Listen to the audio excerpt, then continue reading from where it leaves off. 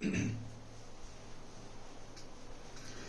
हिंद दोस्तों, उज्जवल परिवार फिर हाजिर भी आप लोगों के बीच में अपनी क्लास लेकर के। और शुरू करते हैं आज की क्लास। लेते हैं पहला ही क्वेश्चन आपका जो कि चर्चा में है भाई। पहला ही क्वेश्चन नंबर 1 भाई आपका चर्चा में क्या है आपका, भारत में असमानता की स्थिति की जो रिपोर्ट है, भारत में असमानता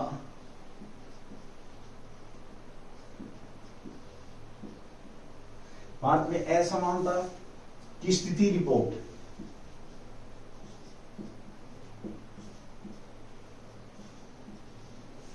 भारत में असमानता की स्थिति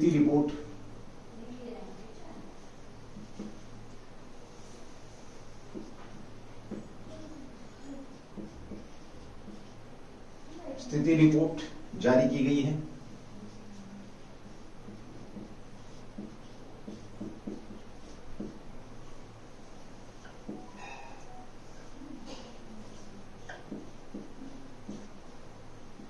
जो चर्चा में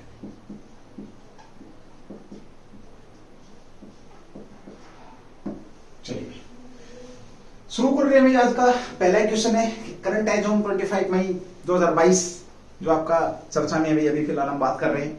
तो एक असमानता रिपोर्ट जारी करी है। रिपोर्ट किसने जारी करी, इस रिपोर्ट का संबंध किससे, ये रिपोर्ट क्या बता रही है आपके बीच में, तो इसके ऊपर बात करेंगे। बड़ा बेहतरीन क्वेश्चन है भाई। और उज्जवल परिवार आपको पता है भाई, जुड़े ज्यादा से ज्यादा लोग जुड़े इस परिवार से, फायदा लेंगे आप लोग, बेनिफिट होगा आप लोगों को। बहुत से लोग आते हैं सिर्फ कमेंट्स करके चले जाते हैं, उन्हें पता है कि सर को पता लगे कि हमने देख लिया। अरे भाई ऐसा कुछ नहीं है, कमेंट्स करो ना करो आपकी मर्जी है, बट क्लास को देखा करो बिना स्किप के, काम आ जाएगी क्लास आगे चल करके। आपको आने दो समय पता लगेगा आप लोगों को, ठीक है। चलिए, भारत में असमानता की स्थिति, यानी कि भारत में धन वितरण को लेकर के असमानता की स्थिति की बात कर रहे हैं यहाँ पर। अगर मैं सीधी सी बात करूं आप लोगों से, तो जो गरीब है वो गरीब होता जा रहा है ज्यादा, और जो अमीर है वो आपका अमीर बनता जा रहा है। इस बात को लेकर के रिपोर्ट जारी करी है। सबसे पहले तो ये कि यह रिपोर्ट जारी किसने करी है भाई, यह रिपोर्ट आपकी जारी किसने करी है, क्वेश्चन नंबर 1, ठीक है। दूसरा क्वेश्चन है इसका संबंध किससे है भाई, इसका जो संबंध की अगर हम बात करते हैं तो ये किससे असमानता, किसमें असमानता भाई, ठीक है। तो चलिए सबसे पहले तो बात करें प्रधानमंत्री की आर्थिक सलाहकार परिषद, पीएम की जो आर्थिक आपका क्या है, आर्थिक सलाहकार का जो परिषद है, उस परिषद ने, कह सकते हो आप, उस परिषद द्वारा ये रिपोर्ट जारी करी गई है। पीएम की आर्थिक सलाहकार परिषद के जो अध्यक्ष हैं, अब बड़ा शानदार क्वेश्चन है कि ये अध्यक्ष कौन है, तो इसके जो इसको ले सकते हैं आप EACPM, इसके द्वारा ये रिपोर्ट जारी करी गई है। और इसके जो अध्यक्ष हैं, इसकी बात करें तो अध्यक्ष, बड़ा शानदार क्वेश्चन बन जाता है आप लोगों का। EAC इकोनॉमिक जो आपका है, प्रधानमंत्री की जो आपकी आर्थिक सलाहकार परिषद है, उसके अध्यक्ष कौन है, ये शानदार क्वेश्चन है, ध्यान रखेंगे। देवराय, विवेक देवराय, विवेक ओबराय मत कर देना, विवेक देवराय साहब क्या है, आपके अध्यक्ष रहे भाई। और इन्होंने ये रिपोर्ट जारी करी। जैसे मैंने भी हाल ही में बात करी कि इस रिपोर्ट का सीधा संबंध किससे कह सकते हो आप लोग, आर्थिक स्थिति और सामाजिक स्थिति भाई, आर्थिक व सामाजिक स्थिति से इसका संबंध है। संबंध की अगर हम बात करते हैं तो किससे संबंध रहा है इसका, आर्थिक व सामाजिक स्थिति से इसका क्या रहता है, संबंध रहता है, ध्यान रखेंगे भाई, ठीक है। चलिए उसके बाद बात करते हैं इस रिपोर्ट को तैयार किसने, भारत में असमानता की स्थिति की बात करते हैं। भारत में असमानता की स्थिति की जो ये रिपोर्ट है, इस रिपोर्ट को प्रस्तुत तो ठीक है आपके पीएम आर्थिक सलाहकार परिषद EAC अध्यक्ष विवेक देवराय द्वारा इसको तैयार किया गया, मतलब सॉरी इसको प्रस्तुत किया गया। अब इस रिपोर्ट को तैयार किसने किया है, बनाया किसने है, तैयार की अगर हम बात करें या कह सकते हैं भाई बनाया किसने है, बनाया किसने, ये बड़ा शानदार क्वेश्चन यहां पे बन जाएगा, सीधा सा पूछेगा। याद रखना प्रस्तुति में और बनाने में बड़ा अंतर है, ठीक है। चलिए तो ये किसने किया, इंस्टीट्यूट फॉर कॉम्पिटिटिव द्वारा, किसने भी आपका इंस्टीट्यूट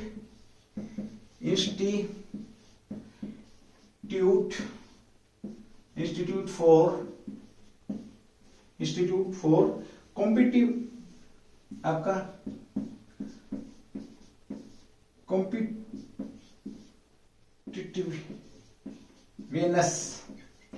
कॉम्पिटिटिवनेस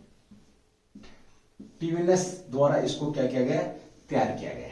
और इस रिपोर्ट को जो तैयार किया गया है इंस्टीट्यूट फॉर टीवीनेस द्वारा इसको तैयार किया गया और प्रस्तुत आपके बीच में किसने करी, आर्थिक सामाजिक स्थिति को यहाँ पर ये दर्शा रहा है, ध्यान रखेंगे।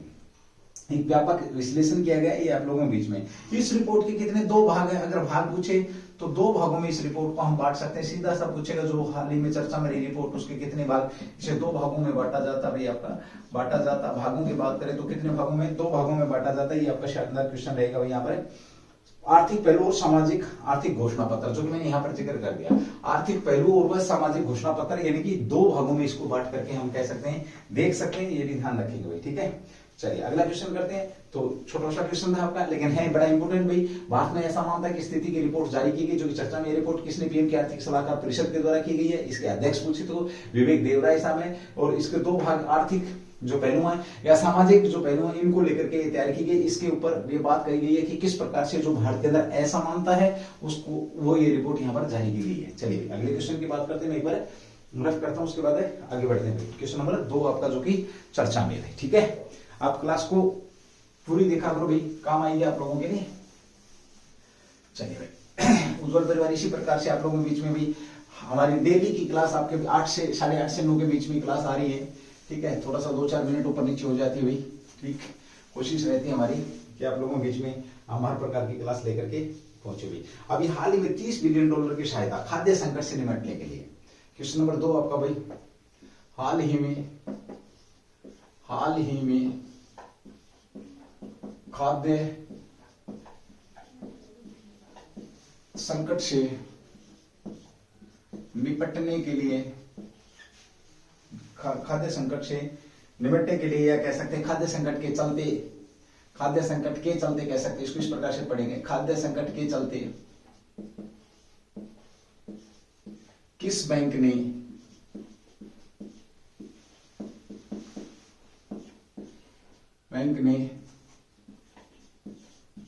आर्थिक मदद देने की घोषणा करी है। आर्थिक मदद देने की घोषणा करी है। ये भाई बहुत शानदार क्वेश्चन है, ध्यान रखना। आपको पता चारों तरफ महंगाई की त्राही हो रही है। ऐसा क्या हुआ 2022 के अंदर जो कि सारी चीजें महंगी होती जा रही हैं, और सबसे मोटी जो समस्या भाई निकल करके आ रही है वो मेरे मित्रों क्या आ रही है, खाने पीने की चीजें इतनी महंगी हो रही हैं। खाने पीने की चीजें इतनी महंगी हो रही है कि हर व्यक्ति की पहुंच से बाहर होती जा रही हैं। अगर हम अपने पड़ोसी देश की बात करें, किसकी बात करें, श्रीलंका की। श्रीलंका की अगर हम बात करते हैं, सीधा सा हमारा पड़ोसी देश है जिसने अपने आप को आर्थिक दिवालिया बैंकक्रप्ट घोषित कर चुका है। यहां तक कि प्रधानमंत्री महिंदा राजपक्षे ने क्या दिया, इस्तीफा भी दे दिया है। रानिल विक्रमसिंघा क्या बन चुके हैं यहाँ पर क्या, प्रधानमंत्री। लेकिन काबू में नहीं आ रही महंगाई। 400 रुपए केजी आपके चावल है, 80 रुपए में आपको जाकर के क्या मिल रहा है, फ्रूट आपके हजार रुपए केजी फ्रूट हो चुके हैं भाई। कौन खाएगा, कहां से क्या होगा। ये केवल श्रीलंका में, बहुत जल्द ये पूरी दुनिया के अंदर धीरे धीरे फैल रही है। और बात करूं मैं आप लोगों से, ध्यान रखना, अभी यूक्रेन वार के चलते, रसिया और यूक्रेन वार के चलते, ना केवल यूरोप एशिया के अंदर बल्कि यूरोपीय देशों में भी, कहां पर भाई, इस बात को बड़े अच्छे से समझना, यूरोपीय देशों में भी खाद्य संकट बनता जा रहा है। यूरोप के जो देश हैं, यूरोपीय देशों में भी खाद्य संकट बनता जा रहा है। यानी कि जो खाद्य संकट की अगर हम बात करें, सीधी सी जो खाने पीने की जो वस्तुएं वो भी बहुत महंगी होती जा रही है। कहां पर, यूरोप के देशों में। पहले किसकी मारामारी हुई थी भाई आपकी, कह सकते हो तेल की मारामारी थी, ठीक है, जैसे तैसे काम चला है। फिर गैस की मारामारी होगी भाई, गैस की मारामारी होगी, क्योंकि ये दोनों देश यूरोपीय देशों का क्या करते थे, बहुत बड़े आपूर्ति करता थे। आपको पता है यूक्रेन और रसिया। अब दुनिया के लिए जो गेहूं एक्सपोर्ट करता था, निर्यात करने वाला, हम कह सकते हैं सबसे बड़े दोनों देश यही थे, जिससे गेहूं से बहुत सारी चीजें आपके खाद्य पदार्थ बनते हैं भाई। ऑफिशियली सी बात है, फिर तो बढ़ना ही था। और यूं के यूं आपके एक, मैं ये बोलूं कि सारी चीजें रखी हुई हैं, लेकिन बैन।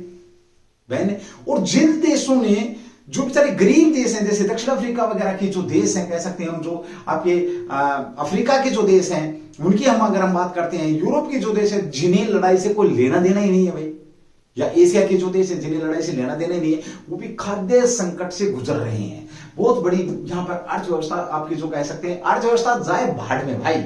हम बात करें यहाँ जब रोटी नहीं है खाने की तो जिएंगे कैसे। तो इस खाद्य संकट और लगभग बता देता हूं अगले 15 महीने आपका ये कह सकते हो 15 महीने इसी प्रकार का संकट बना रहेगा। तो फिर क्या खाएंगे भाई 15 महीने। भारत ने भी खाद्य पदार्थों की अगर मैं बात करूं तो भारत ने गेहूं देने की बात करी थी। किससे, आपको ध्यान हो मैंने क्वेश्चन कराया था मिस्र को। मिस्र दुनिया का सबसे बड़ा गेहूं आयातक देश है कह सकते हैं। मिस्र की अगर हम बात करते हैं तो मिस्र को गेहूं देने की बात करी थी। काफी 50,000 टन मेरे ख्याल में बात करी थी। फरवरी में हमने गेहूं देना था। और लेकिन क्या हुआ क्या कि गेहूं जो उत्पादक की अगर हम बात करते हैं उत्पादन की, एक तरफ तो ये युद्ध हो रहा है, दूसरी तरफ भाई मौसम मार कर रहा है। इस बार जो मार्च और अप्रैल के महीने में जो गर्मी पड़ी, उस गर्मी के चलते गेहूं का उत्पादन जितना होना चाहिए था, यहां पर हम बात कर रहे थे इतने टन की, बिलियन टन की, लेकिन वो नहीं हुआ भाई। वो 100 से नीचे आंकड़ा आ गया। तो हमने एकदम से गेहूं का निर्यात रोक दिया भाई। पहले हम खाएंगे और क्या करें भाई, ठीक है। हालांकि हमने श्रीलंका की मदद करी है, खाने पीने की चीजों में श्रीलंका की मदद करी, और श्रीलंका के लोगों ने भारत को बड़े भाई के नाम से भी बोला पूछ लेगा। इतने बड़े संकट के अंदर भी हमने यहां पर मदद करी है। तो 15 महीने तक आपकी यूरोपीय, ना केवल यूरोपीय देश में पूरी दुनिया कह सकते हो आप, पूरी दुनिया खाद्य संकट से गुजरने वाली है। और ये इस बात के चलते आपका किसने भी, विश्व बैंक ने, क्वेश्चन को समझना भाई, अपना कॉन्सेप्ट क्लियर करना। विश्व बैंक ने क्या किया, यहां पर विश्व बैंक द्वारा एक मदद जारी करी गई है। कितनी मदद, 30 बिलियन डॉलर की सहायता भाई। कितने, 30 बिलियन डॉलर, 30 बिलियन डॉलर की सहायता की बात करें, किसके द्वारा करी गई है, 30 बिलियन डॉलर सहायता की बात तो विश्व बैंक के द्वारा करी गई है। विश्व बैंक की अगर हम बात करते हैं तो विश्व बैंक का उद्देश्य यही है भाई कि लोगों की मदद करना भाई, ठीक है। दुनिया में जो देश, उन देशों की मदद करना इसका उद्देश्य रहा। चलिए विश्व बैंक की थोड़ी सी बात कर लेते हैं। 5 अंतरराष्ट्रीय समूहों का भाई, किसका, 5 जो अंतरराष्ट्रीय समूह है, अंतरराष्ट्रीय समूह का संगठन, अंतरराष्ट्रीय समूह का क्या है, संगठन है भाई। अंतरराष्ट्रीय समूह का संगठन है, यानी कि 5 समूह से मिलकर के आपका ये संगठन बना हुआ है, जिसका नाम क्या दिया गया है, क्या नाम दिया गया इसे, विश्व बैंक नाम दिया गया है। विश्व बैंक की बात करें वर्तमान में तो सबसे ज्यादा 189 सदस्य इसके सदस्य देश हैं। और ये इनकी क्या करता, वित्तीय सहायता करता, क्या करता, लगभग पूरी दुनिया ही आ गई भाई, वित्तीय सहायता करता है, उन्हें विकास के रास्ते पर लाने की कोशिश करता, उनकी आर्थिक मदद करता है, ये इसका कर्तव्य यहां पर बनता भाई, ठीक है। राष्ट्र पुनर्निर्माण और विकास के कार्यों में आर्थिक सहायता करता है। स्थापना की बात करते हैं तो स्थापना भाई इसकी कब हुई है, 1944 के अंदर क्या हुई, इसकी स्थापना हुई है। ये भी शानदार क्वेश्चन आप लोगों के बीच में बन जाएगा। तो अभी हाल ही में इसने किसी भी 30 बिलियन डॉलर की यहां पर बात करें, और डॉलर से मुझे एक चीज याद आती है भाई, डॉलर ने तो कमाल कर दिया। और रुपया, आपका रुपया, नोट डाल के लिख लेंगे, रुपया इस वर्ष क्या अपने निम्नतम स्तर में, कितना भाई आपका रुपया, डॉलर के मुकाबले रुपया गिरा, और गिरने की कोई हद नहीं हुई, 77.5, यानी कि $1 कितने के बराबर होगा, 77.5। इससे ज्यादा कभी भी आपका रुपया गिरा ही नहीं था। वो किसी ने बोला ना, जब कोई गिर जाता तो गिरने की कोई हद नहीं होती, कितना गिरता, अरे संभालो भाई, इस रुपए को संभालो। अगर इसी प्रकार से रुपया गिरता रहा तो वो दिन दूर नहीं, कौन सी वाला, ये वाला दिन देखने को मिल जाएगा, दूर नहीं है। ध्यान रखना, मुद्रास्फीति की दर बढ़ेगी, और मुद्रास्फीति की दर बढ़ेगी तो महंगाई बढ़ेगी, और महंगाई बढ़ेगी तो कंगाली बढ़ेगी। इस चीज को विशेष तौर पे ध्यान रखना। अब यहां पे एक चीज आती है आप लोगों की कि मुद्रास्फीति की हम अगर बात करते हैं तो मुद्रास्फीति का मतलब क्या होता है। अब फॉर एग्जांपल, आप इसको इस एग्जांपल के तहत समझेंगे भाई। देखिए, अगर मुद्रास्फीति की दर का, अगर किसी देश की मुद्रास्फीति की दर बढ़ रही है तो इसका मतलब क्या है कि वो नुकसान हो रहा है। अगर फॉर एग्जांपल ये मार्कर आपका, जिससे मैं पढ़ा रहा हूं, या ये जो लाइट चल रही है, इसी का ले लेते हैं एग्जाम्पल। मार्कर 5 रुपए में अगर आपका मार्कर आ रहा है, यही मार्कर आपका 20 रुपए में आए, इसका प्रोडक्शन क्या हो जाए, कम हो जाए, और रुपए इसका रेट ज्यादा हो जाए, तो ये समझ लेना कि हम गर्त की तरफ जा रहे हैं, यानी कि निचाई की तरफ बढ़ रहे हैं, ना कि हम विकास की तरफ बढ़ रहे हैं। ये भी ध्यान रखेंगे। यहां पर शानदार क्वेश्चन आप लोगों के बीच में बन जाएगा भाई, ठीक है। फूड सिक्योरिटी, खाद्य सुरक्षा के चलते आपका 30 बिलियन की बात यहां पर कर रहा है, ये भी ध्यान रखेंगे भाई, ठीक है। चलिए, इसी के साथ हम बात करते हैं अगले क्वेश्चन की, जो कि आपका चर्चा में क्वेश्चन नंबर 3 आपका चर्चा में, जिसके ऊपर हम बात करेंगे भाई। चलिए, एक बार इसका स्क्रीनशॉट लेना चाहें तो स्क्रीनशॉट ले सकते हैं, नहीं तो आगे आपकी मर्जी है, ठीक है भाई।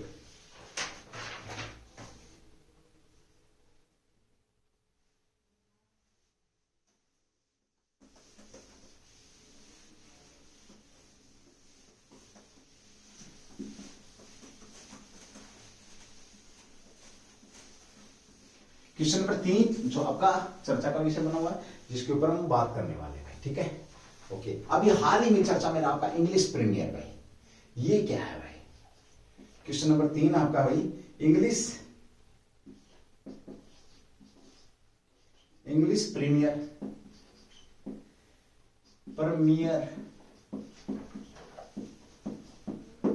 चर्चा में है।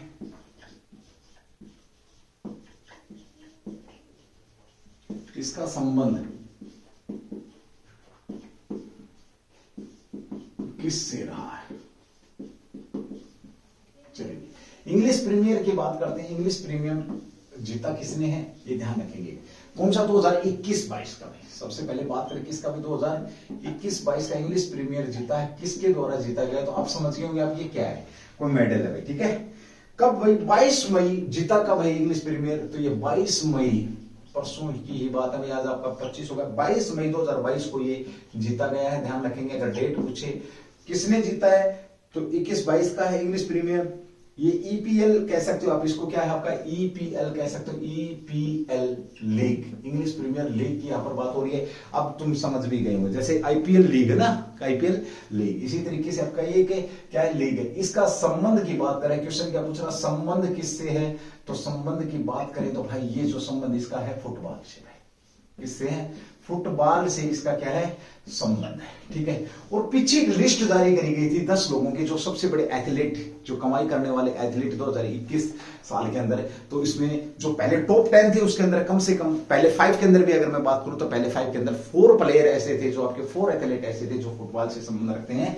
और जिसमें सबसे ऊपर कौन था? ये क्वेश्चन तुम्हारे लिए मैंने क्वेश्चन कराया था कि सबसे ज्यादा कमाई करने वाले एथलीट कौन है, और जिनका संबंध किससे? फुटबॉल से ही है। लियोनेल मेसी, देख लेना भाई, ठीक है। चलिए अगली बात करते हैं। ये इसका संबंध मैनचेस्टर इसके विजेता रहे। कौन रहे? मैनचेस्टर इसके क्या रहे भाई? विजेता रहे हैं। इसका जीता किसने? विजेता कौन रहे? आप ये मैनचेस्टर। अब विजेता की तो बात करें, अब भाई थोड़ा सा आगे बढ़ जाएंगे। विजेता किसको हरा करके भाई, किसको हराया इन्होंने? मैनचेस्टर ने किसको हराया? तो ये शानदार रहेंगे, एस्टन विला को हरा करके। किसको हरा करके? एस्टन विला को हरा करके इन्होंने ये खिताब जीता है, ये लीग जीती है, ध्यान रखेंगे। यानी कि उप विजेता आपके कौन हो गए? एस्टन विला हो गए, ठीक है। तो इंग्लिश प्रीमियर लीग की भी बात करते हैं। तो आईपीएल लीग जिस प्रकार से आपका आईपीएल लीग है, तो वो भी क्रिकेट से संबंध है, ध्यान रखेंगे। महिलाओं का जब हम यहाँ पर बात करें आईपीएल लीग की बात करते, तो महिलाओं का आईपीएल कब प्रारंभ होने वाला है? तो 2023 के अंदर महिलाओं का आईपीएल प्रारंभ होने वाला है, ध्यान रखेंगे। 2023 में महिलाओं की कितनी टीम यहाँ पर भाग लेने वाली है? तो 06 टीमें यहाँ पर क्रिकेट की भाग लेने वाली, महिला आईपीएल की क्रिकेट की बात हो रही है, ठीक है। चलिए अगले क्वेश्चन की बात करते हैं, जो कि क्वेश्चन नंबर 4 आपका चर्चा में, जिसके ऊपर हम यहाँ पर बात करेंगे, ध्यान रखेंगे। चलो ठीक है।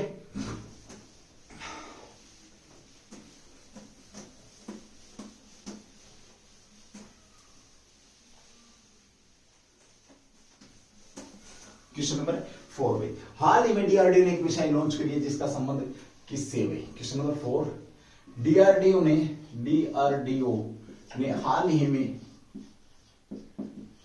हाल ही में एक मिसाइल लॉन्च की है। इसका संबंध किससे है? लॉन्च की, इसका संबंध किससे है? इसका संबंध किससे रहा भाई? हाल ही में एक मिसाइल लॉन्च करी, इसका संबंध किससे है? संबंध की बात कर रहे हैं हम। संबंध किससे रहा भाई? किससे रहा है? ये भी शानदार क्वेश्चन आपका बन जाएगा।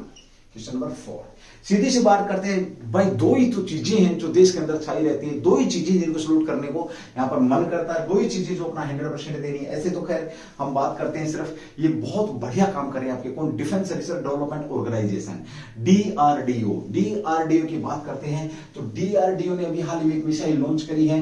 किसके लिए करी? सबसे पहले तो ये इसका संबंध नौसेना में, नौसेना से है, ध्यान रखेंगे। नौसेना के साथ संबंध है। कौन सी मिसाइल है आपकी? ये जहाज विरोधी भाई, जहाज विरोधी जो मिसाइल है आपका, विरोधी मिसाइल का परीक्षण किया किसने? डिफेंस रिसर्च डेवलपमेंट ऑर्गेनाइजेशन ने। हेडक्वार्टर की अगर हम यहाँ पर बात करते हैं तो कहां पर स्थित आपका ये?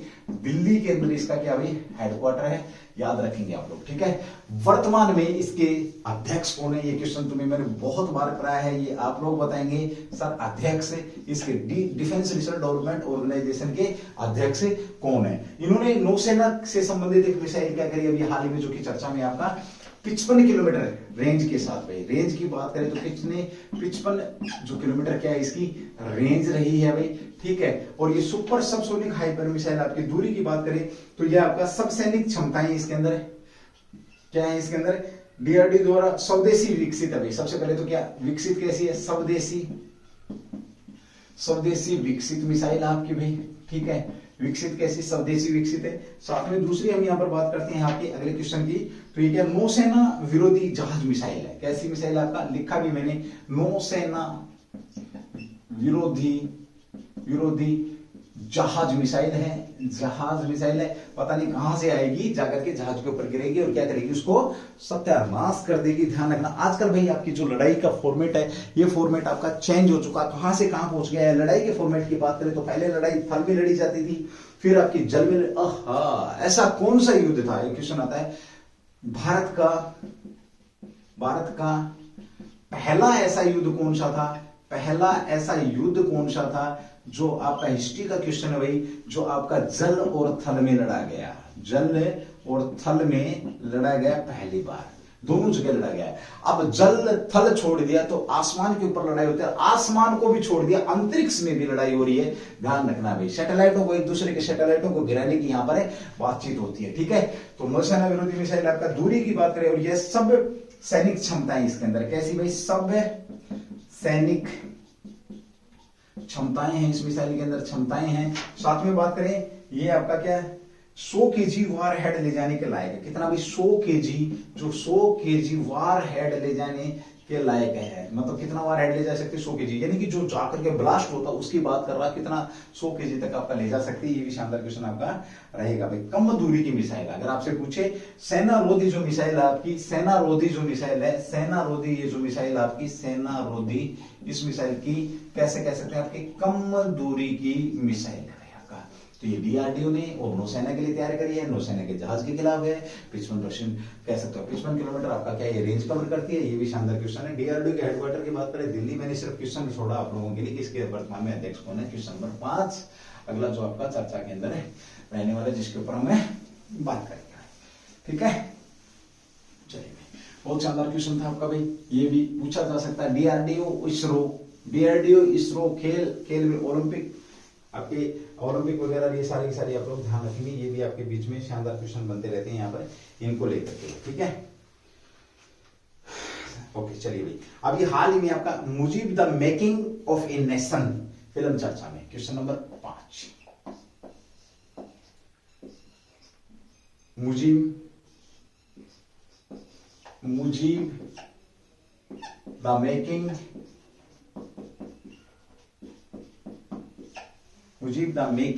ऑफ नेशन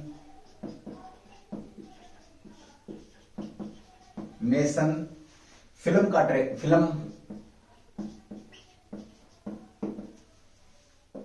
का ट्रेलर आया है, जो कि चर्चा में भाई, ट्रेलर आया है जो चर्चा में, इसका संबंध किस देश से है।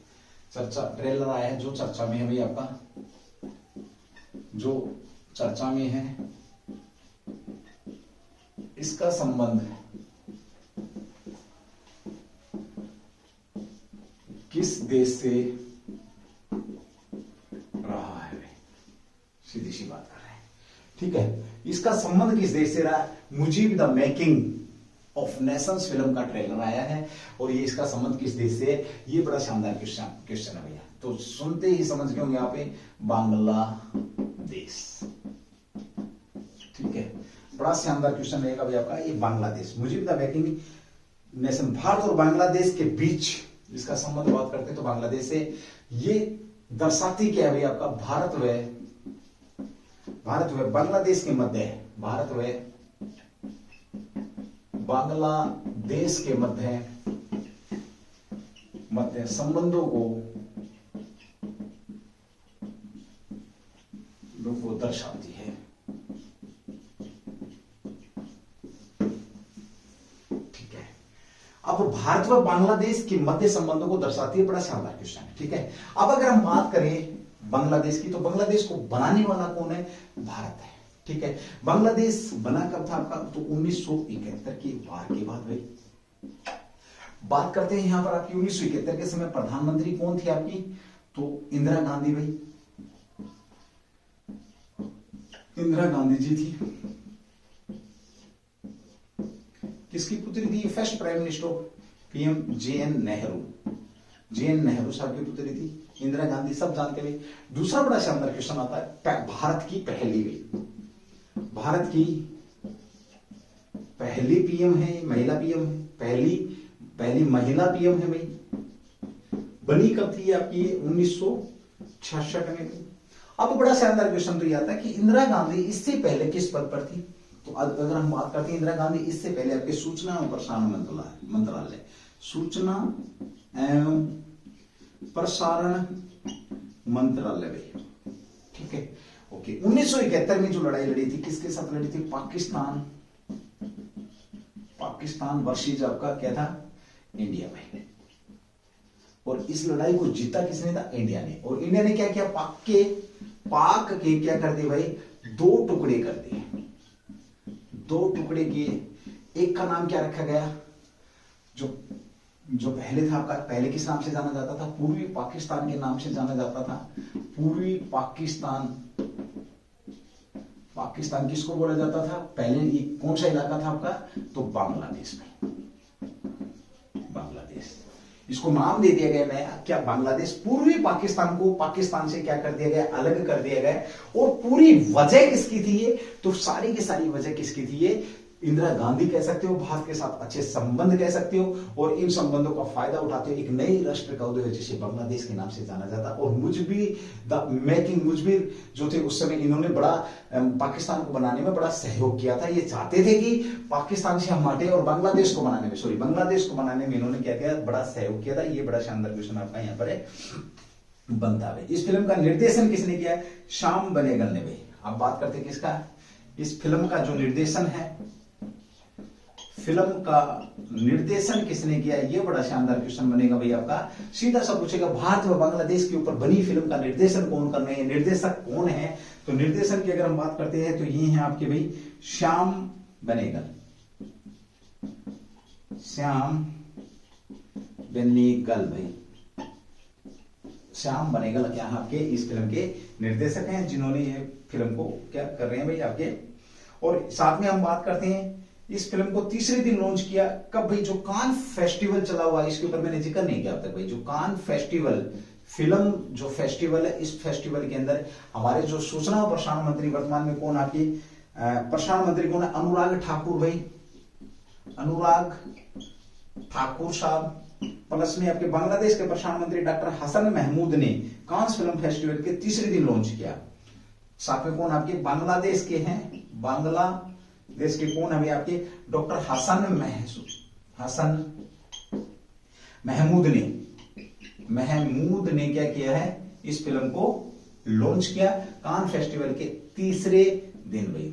तीसरे दिन इसको क्या किया है? लॉन्च किया। शानदार क्वेश्चन आपका। और ये किसको उजागर करेगी? भारत और इसके संबंधों के बीच में ये क्या करने वाली है? उजागर करेगी। शेख मुजबिर रहमान व्यापक रूप से बंगबंधु के रूप में जाने जाते हैं। ये पेपर मैं इसको रफ कर रहा हूं, उसके बाद आगे बढ़ते हैं। बड़ा अच्छा क्वेश्चन बन जाता है आपका। जो मुजबिर रहमान जिन्होंने बांग्लादेश बनाने में बड़ा योगदान दिया था, उसके ऊपर हम यहाँ पर बात करेंगे। पर मैं इसको रफ कर रहा हूं, किसी स्क्रीनशॉट लेना तो ले सकते हैं भैया, ठीक है। अरे इतना तो कर ही सकते हो। चलिए ओके, थैंक यू। जिसने ले लिया उसका भी, नहीं लिया उसके लिए भी, ठीक है। चलिए मैं इसको क्या कर दिया? रफ कर दिया। आगे बढ़ते हैं। जो मुजबिर रहमान जो साहब है, उन्होंने किस नाम से जाना जाता है? ये दूसरा क्या नाम है उनका? तो इसके ऊपर भी यहाँ पर बात रहने वाली है आप लोगों की, तो ध्यान से देखेंगे इसको भी, ठीक है। तो मुजबिर रहमान व्यापक रूप से बंगबंधु के रूप में, इन्हें बंगबंधु के रूप में जाना जाता है, ध्यान रखेंगे। साथ में भाई बांग्लादेश के क्या थे? ये एक राजनेता थे, ठीक है।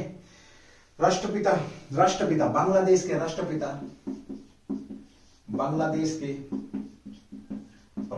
जो पिता हैं, ये भी आपके कौन है? शेख मुजबिर रहमान भाई। राष्ट्रपिता जैसे भारत के राष्ट्रपिता कौन है, ऐसे ही आपके यहाँ पर शेख जो आपके मुजीबुर रहमान है, मुजीबुर रहमान, शेख मुजीबुर रहमान है। उसी प्रकार से भारत के राष्ट्रपिता की उपाधि महात्मा गांधी को किसने दी थी? महात्मा गांधी को राष्ट्रपिता की उपाधि किसके द्वारा प्रदान की गई? राष्ट्रपिता में। ठीक है, यहाँ एक क्वेश्चन और बनता, बांग्लादेश का राष्ट्रीय गान किसने लिखा था? अमर सोनार बांग्ला। अमर सोनार बांग्ला ये किसके द्वारा लिखा गया था? तो रविंद्रनाथ टैगोर के द्वारा लिखा गया था। ध्यान रखेंगे, ये बांग्लादेश का क्या भाई आपका राष्ट्रीय गान है। चलिए अगली बात करते हैं भाई, बांग्लादेश मुक्ति संग्राम के दौरान इन्होंने पाकिस्तान में कैद किया गया था किसको भी? आपके शेख मुजीबुर रहमान को मुक्ति आंदोलन का नाम दिया था उन्होंने, मुक्ति आंदोलन कह सकते हो। और इस दौरान इन्हें कैद कहां पर किया गया था? कैद किया गया कहां पर भाई? पाकिस्तान के अंदर इनको कैद किया गया था। ध्यान रखेंगे, पाकिस्तान के अंदर कैद किया गया। और ये अंतरिम सरकार, बांग्लादेश के अंतरिम सरकार के अध्यक्ष के रूप में नामित हुए। अंतरिम जो सरकार थी बांग्लादेश की, अंतरिम सरकार के अध्यक्ष भी रहे हैं भाई आपके मुजीबुर रहमान भी। ठीक है, चलिए 15 अगस्त 1975 को कह सकते हो बाद में इन्हें राष्ट्रपति के रूप में कार्य किया। कह सकते हो देश के राष्ट्रपति, बांग्लादेश के क्या राष्ट्रपति भी रहे हैं। वे राष्ट्रपिता थे तो राष्ट्रपति भी रहे हैं। ये भी आपके बीच में शानदार क्वेश्चन यहाँ पर बन जाएगा भाई। ठीक है, ओके। 1996 में शेख हसीना बांग्लादेश लौट आई और प्रधानमंत्री बनी। यहाँ कह सकते हैं 15 अगस्त 1975 को अपनी पत्नी, तीनों बेटों, कर्मचारियों के साथ सैन्य अधिकारियों के एक समूह द्वारा मारे गए थे। ध्यान रखेंगे, तो कब भाई आपका 15 अगस्त 1975 को, 15 अगस्त 1975 को अपनी पत्नी और 3 बेटों के साथ ये मारे गए सैनिक अधिकारियों के एक समूह के द्वारा, सैन्य अधिकारियों के समूह के द्वारा इनको मार दिया गया था। ये भी शानदार क्वेश्चन है आपके बीच में भी। ठीक है, चलिए जिन्होंने राष्ट्रपति निवास पर आक्रमण किया था, कहां पर? राष्ट्रपति निवास पर।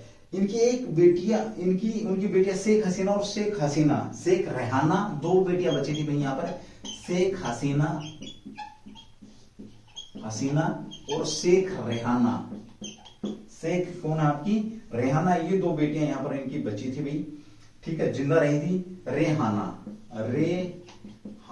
शेख रेहाना और शेख हसीना, 2 बेटी जिंदा थी, जो बाद में 1996 में शेख हसीना को क्या बनाया गया? 1996 के अंदर राष्ट्रपति बनाया गया। ध्यान रखेंगे, प्रधानमंत्री बनाया गया। और देश की वर्तमान प्रधानमंत्री भी आपकी कौन है? शेख हसीना मैडम क्या है आपकी?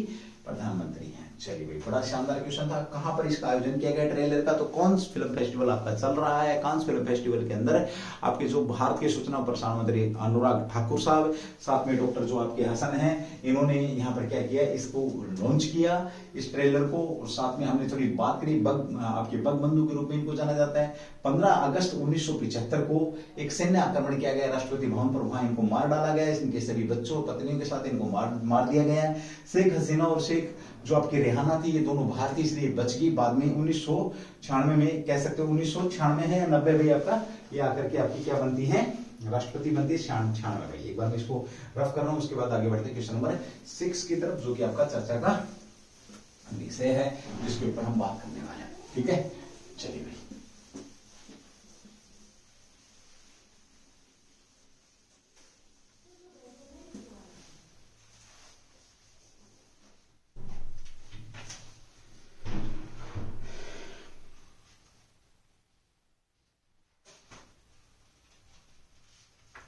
एक आपका भी नवदूत ड्यूल मोड लोकोमोटिव चर्चा में क्वेश्चन नंबर 6 आपका नवदूत डूल मोड लोकोमोटिव चर्चा में भी। डूल मोड लोकोमोटिव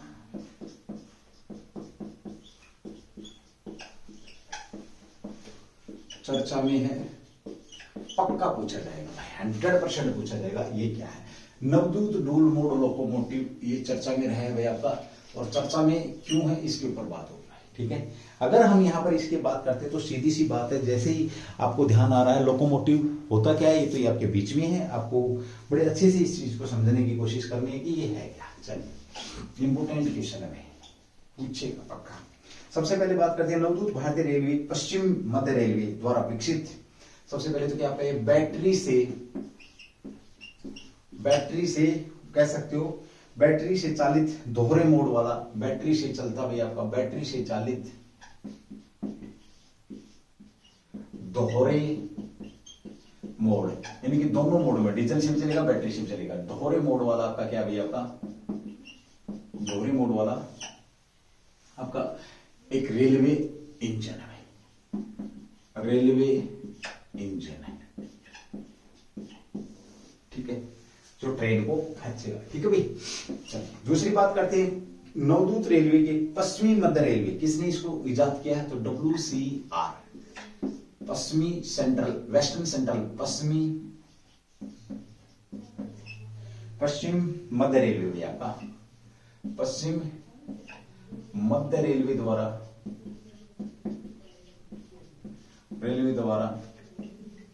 विकसित किया गया। किसके द्वारा, पश्चिम मध्य रेलवे के द्वारा क्या किया गया, इसे विकसित किया गया। अगला भी आपका नवदूत डुअल मोड वाला, जिसका अर्थ है कि दोनों मोड, यानी बैटरी और बिजली, सॉरी मैं इंजन को बोल गया था आपको भाई, डीजल, बैटरी और बिजली, बैटरी और बिजली, बैटरी और आपका बिजली से चलेगा भैया, चलेगा, यानी कि बैटरी है तो बैटरी से और बिजली है तो बिजली से, दोनों ही मोड में आपका ये काम करेगा। ये शानदार क्वेश्चन आपका। तो नाम क्या है इसका, नवदूत डुअल। इजाद किसने किया इसका, तो वेस्टर्न सेंट्रल जो रेलवे, इसके द्वारा, पश्चिम रेलवे द्वारा इसको बनाया गया है। ये शानदार क्वेश्चन आप लोगों के बीच में रहने वाला है। दोनों मोड में चलेगा। 30 किलोमीटर प्रति घंटे की रफ्तार से, कितना भैया आपका, इसके देखें 30 किलोमीटर पर आवर की रफ्तार से ये क्या करेगा आपका,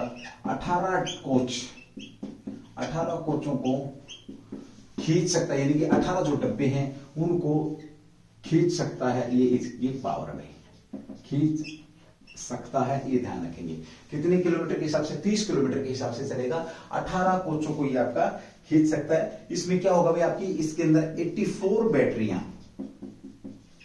बैटरियों की बात करें तो कितनी बैटरियां भाई, 84 बैटरियां इसके अंदर क्या है, लगने वाली हैं। और वर्तमान में 400 टन वजन खींच सकती हैं। वर्तमान में क्या भाई आपका ये 400 टन वजन को ये ले जा सकते हैं, खींच सकते हैं। ये शानदार क्वेश्चन आपके बीच में पूछ लेगा भाई, ठीक है।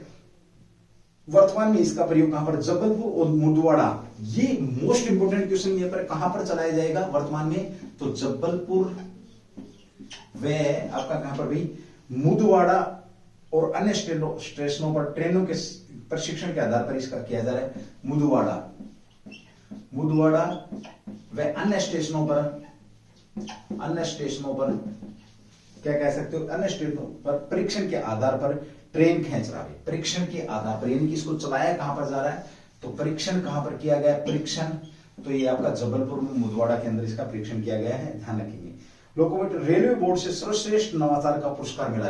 ये भी बड़ा अच्छा क्वेश्चन है। इसे कौन सा पुरस्कार मिला, सर्वश्रेष्ठ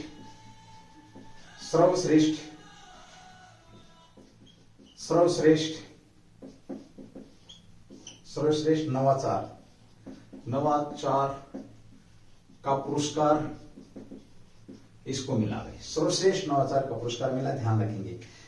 भारतीय रेलवे प्रतिदिन 1000 लीटर डीजल, कितना भी 1000 लीटर जो डीजल है, डीजल आपका ये क्या कर रहा है, बचा रहा है। कितना, 1000 लीटर डीजल बचाएगा और भारतीय रेलवे पर ये मजबूती प्रदान करेगा। ठीक है भाई। भारतीय रेलवे कितने क्षेत्रों में, 18 जोनों में बांटा गया है। 18 जोन भारतीय रेलवे के यहाँ पर है भाई। इस क्वेश्चन को इंपोर्टेंट क्वेश्चन है, तो एक बार मैं इसका रिवाइज करूंगा, जरूर करूंगा भाई। देखिए नवदूत हमने यहां पर बात करी, आपकी नवदूत ड्यूल जो मोड लोकोमोटिव चर्चा में है, क्योंकि ये बैटरी और आपका बिजली से चलने वाला एक नया इंजन आया है भाई, ठीक है। WCR कह सकते हो, जो वेस्टर्न सेंट्रल जो रेलवे है, पश्चिमी मध्य रेलवे के द्वारा इसको इजाद किया गया। बैटरी और बिजली से चलेगा। और सबसे बड़ी बात यह है कि सर्वश्रेष्ठ नवाचार का पुरस्कार रेलवे के इसी को मिला है।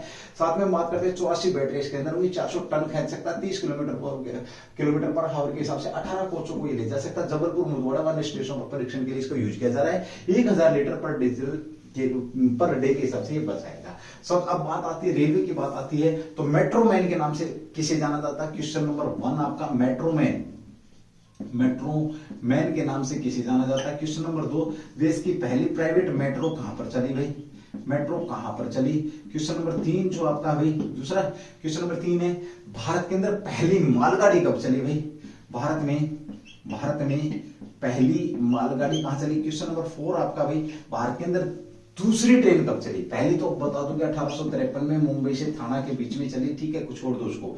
दूसरी जो ट्रेन थी, दूसरी ट्रेन सवारी ट्रेन कहां से कहां तक चली, कहां से कहां तक चली।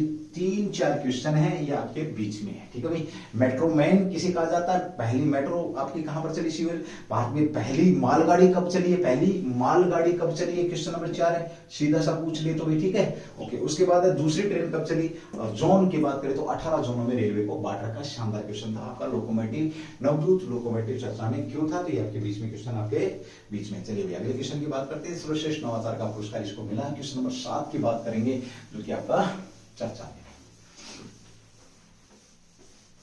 वर्तमान में रेल मंत्री कौन है, एक और क्वेश्चन आप लोगों के बीच में। वर्तमान में रेल मंत्री कौन है, जितना जीको को बखेरोगे, देखिए पढ़ने का तरीका होना चाहिए भाई, ठीक है। बाद में कहेंगे बस रट लिया, वन लाइनर कर लिए, भाई वो समय गया आपका, पीछे जा चुका है। वन लाइनर वाला भूल जाना उस चीज को कि वन लाइनर पढ़ करके आप कोई तीर मार लेंगे, तो मुझे नहीं लगता भाई, ठीक है, कि आप लोग इस मतलब इस लड़ाई को वन लाइनर के हिसाब से जीत जाएंगे, जो कि आपका चर्चा में है, ठीक है। चलिए अगली बात करते हैं आपका अगला क्वेश्चन जो चर्चा में रहा है, जिसके ऊपर हम बात करेंगे अभी हाल ही में आपका क्वेश्चन नंबर 7।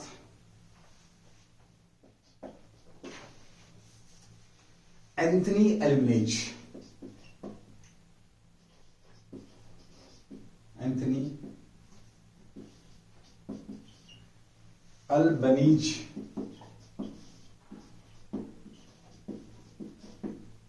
एंथनी अल्बनीज चर्चा में है, ये कौन है।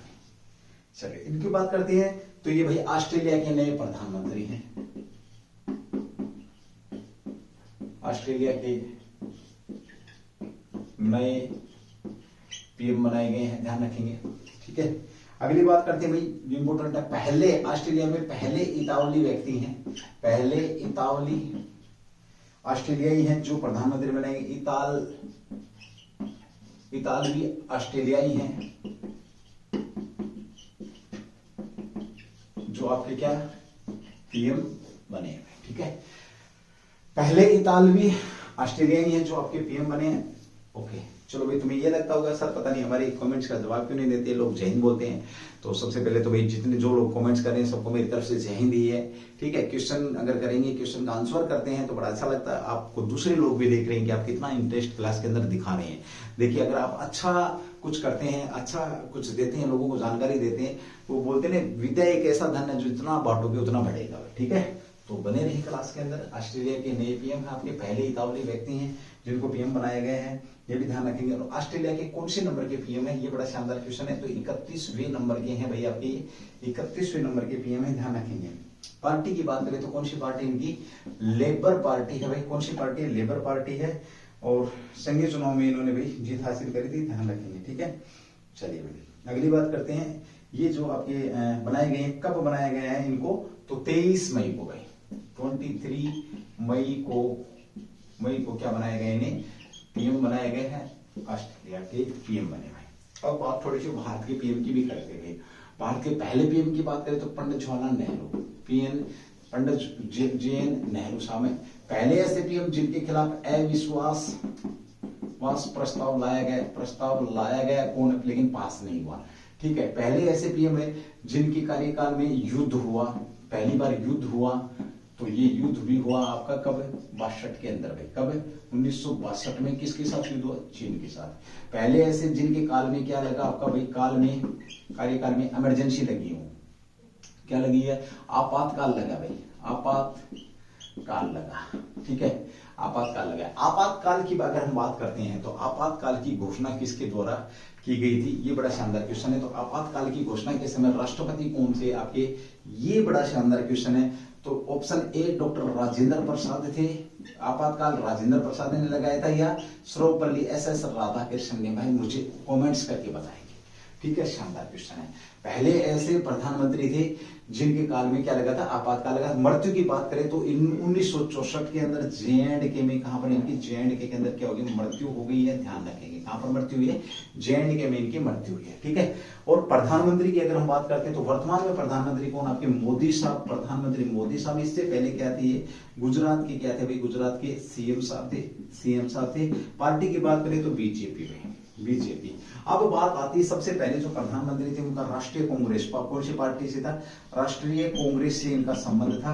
बात करें तो पहले गैर कांग्रेसी प्रधानमंत्री कौन बने, आपके मोरारजी देसाई, मोरारजी देसाई बने हैं। मोरारजी देसाई किस पार्टी से संबंधित थे, तो जनता दल से, भैया जनता दल पार्टी से बने थे। इनके पास ऐसे प्रधानमंत्री जिनके पास पाकिस्तान का सर्वोच्च सम्मान था, निशान पाकिस्तान रहे, निशान पाकिस्तान भी किसके पास था, इन्हीं के पास था। साथ में हम बात करें, भारत रत्न भी था, दोनों के दोनों देशों का सर्वोच्च सम्मान इनके पास था। और ऑस्ट्रेलिया की अगर हम बात करते हैं तो ऑस्ट्रेलिया के अगले जो नए प्रधानमंत्री बने हैं, पहले इतालवी प्रधानमंत्री बने, इतालवी आपके, तो ये कौन है आपके, एंथनी अल्बनीज, इतालवी प्रधानमंत्री बने हैं। चलिए, थैंक यू।